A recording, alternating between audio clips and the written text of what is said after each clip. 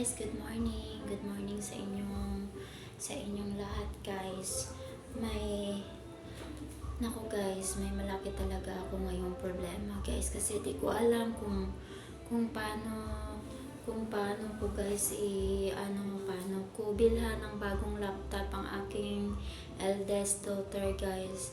Kasi nung birthday niya nung February 7, na-touch talaga ako, guys, na bilang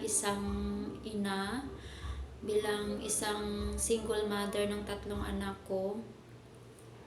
Nag-post siya, guys, nag-my day sa Facebook nung February 7, birthday kasi ng anak ko, February 7.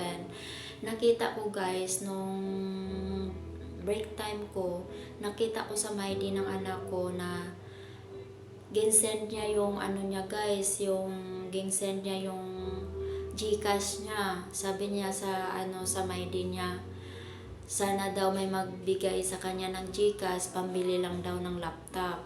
Kasi alam ko, yung laptop ng anak ko nasira. So, nag-message ako agad sa kanya. Sabi ko sa kanya, ano ba yan, Day? Kasi parang nahiya ako sa mga tao na yung anak ko parang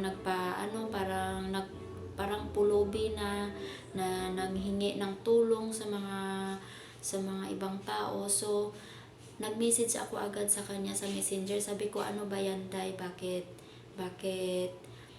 nag-my day ka ng ganyan? Kasi nakakahiya sa mga viewers, nakakahiya sa mga friend natin, sa mga pamilya natin na parang pulubi ka na nagmamakaawa na may magbigay sa'yo para ibili ng laptop. Sabi niya sa akin, kasi daw kailangan niya na daw talaga ang laptop kasi nag-practice teaching siya ngayon. Lahat ng mga kaklase niya, lahat ng mga classmate niya may laptop. Siya lang daw walang laptop kasi nasira yung laptop niya. So, nagproblema talaga ako, guys. Sabi ko, hala, ano ba to, Lord? Yung cellphone ng kapatid niya na babae, nasira din. Kailangan ko din bilhan. Yung inaasahan ko talaga na maibili ko sa mga anak ko, yung sahod ko lang talaga sa YouTube. Yun yung talagang inaasahan ko na maibili ko ng bagong cellphone. Sabi ko, hala, ano ba to? Hindi ko pa nabilhan yung kapatid mo na babae ng cellphone kasi yung nabilhan ko ng cellphone, guys, sa pangalawang sahod ko sa YouTube, yung eldest daughter ko. Tapos, sa sunod naman, nabilhan ko naman nung January ng bagong cellphone ang lalaki ko kasi 3 talaga sila, guys, na sunod-sunod yung mga cellphone nila nasisira kasi sa katagalan na gamit na how many years na kasi yung mga cellphone nila. Buti na lang, guys, may sahod ako sa YouTube buwan-buwan. Kaya mabigay ko or mabilhan ko sila ng bago. So, target ko talaga ngayong buwan na ito, guys, na yung pangalawang anak ko na babae, siya naman ang bilhan ko ng bagong cellphone kasi yung cellphone niya, hindi niya na basta-basta ma-open. Ang tagal ma-open, guys. So, ngayon, ito naman, guys, nasira na naman ang cellphone ng ng panganay kong, hindi cellphone, yung laptop ng eldest ko, guys. Sabi ko, ano ba to, Lord? Parang sabay-sabay naman to ang problema ng mga anak ko. Pero, inisip ko din, ayaw ko din ma-stress, guys, bilang isang ina ng mga magulang ko, ng mga anak ko, bilang isang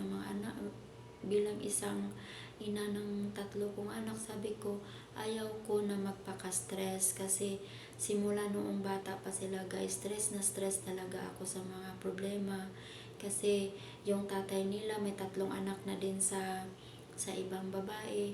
So, halos hindi na nagbibigay sa kanila. Nagbibigay man sa isang buwan,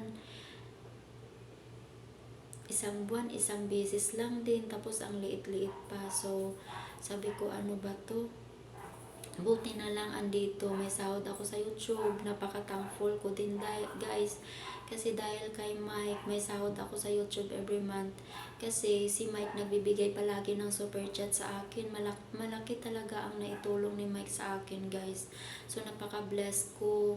Very thankful talaga ako sa kay Lord. Kasi kahit sobrang dami, hindi ko alam kung bakit sabi ko, ano ba to, hindi pa natapos ang isa na problema, andyan na naman, may bagong problema na naman.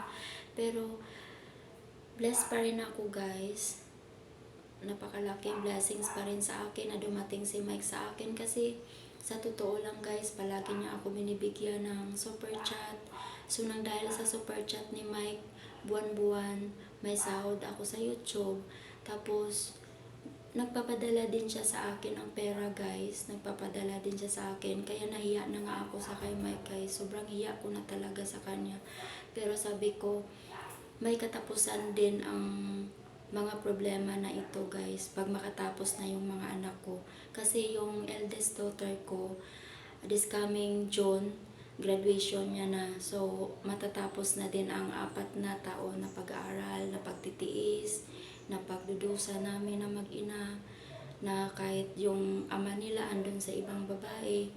So, malapit na talaga guys, ilang buwan na lang makatapos na yung panganay ko. Pero, ang problema, ang pinakalaking problema ko ngayon, hindi kasya ang sahod ko sa YouTube para sa laptop ng anak ko. Kasi ang sahod ko sa YouTube, minsan 10,000, 11,000. So, ang laptop guys, ang brand new na laptop is 20K. So, malaki talaga ang hindi kasya.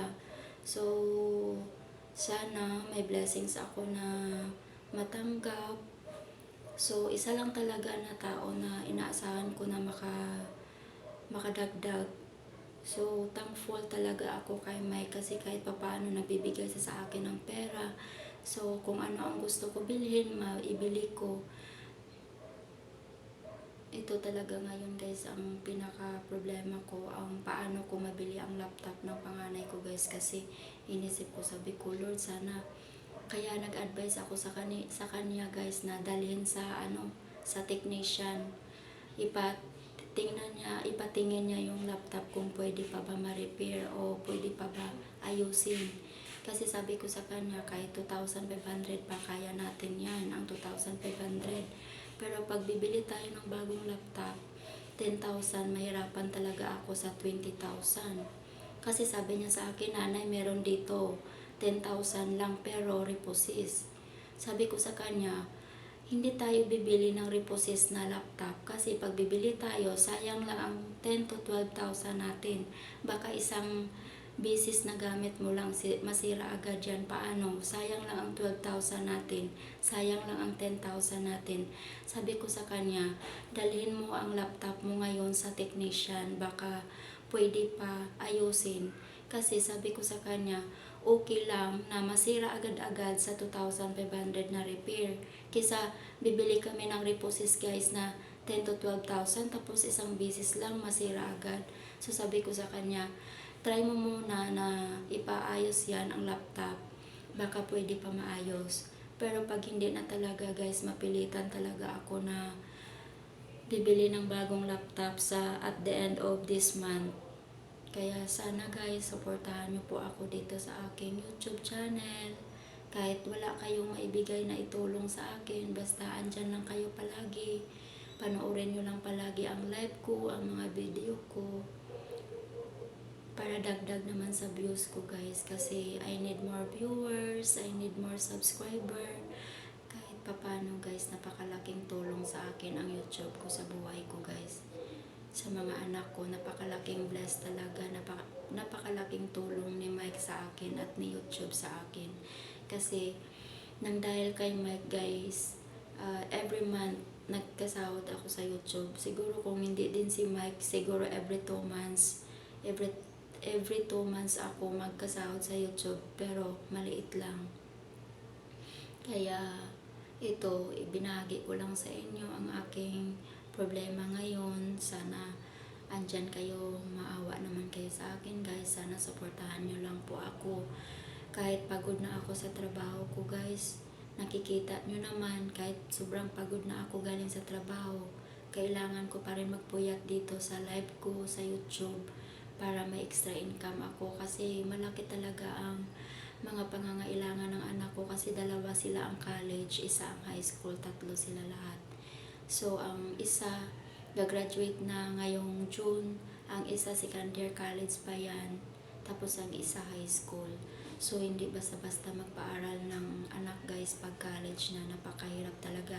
Lalo na pag hindi lang ang pangangailangan nila sa sa pang-araw-araw, yung cellphone, yung laptop, kailangan ko din na ibigay sa kanila guys kasi napakahalaga yan ng laptop sa lalo na pag college na. So sana guys maintindihan nyo ako palagi na bakit ako nag-share sa mga problema ko, kasi kung minsan guys, kung hindi ko ma-share guys ang problema ko, gusto ko na umiyak lang ako mag-isa, umiiyak ako. Pero hindi nyo makikita guys kasi pag nag-live ako, tumatawa ako, nagsasayaw ako, pero deep inside marami akong problema guys.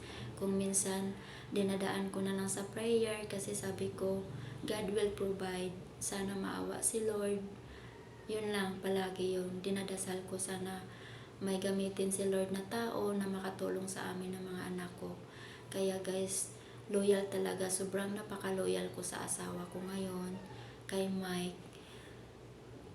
Suklian ko siya kung ano mang kabutihan na binigay niya sa amin ng mga anak ko. Susuklian ko talaga siya guys. Palagi ko yan sinasabi sa sarili ko na aalagaan ko siya ng mabuti pag katapos niya na mag-retire na, dito na siya titira sa Pinas guys. Lahat gagawin ko, alagaan ko siya buong buhay ko kasi napakalaking tulong na binigay niya sa akin at sa mga anak ko. So ito lang guys ang ma-share ko sa inyo. Sana po tulungan nyo lang po ako na manood kayo palagi, suportahan nyo po ako palagi para mapatapos ko po yung mga anak ko. Thank you guys for watching. Bye bye. God bless you all guys. Bye bye guys.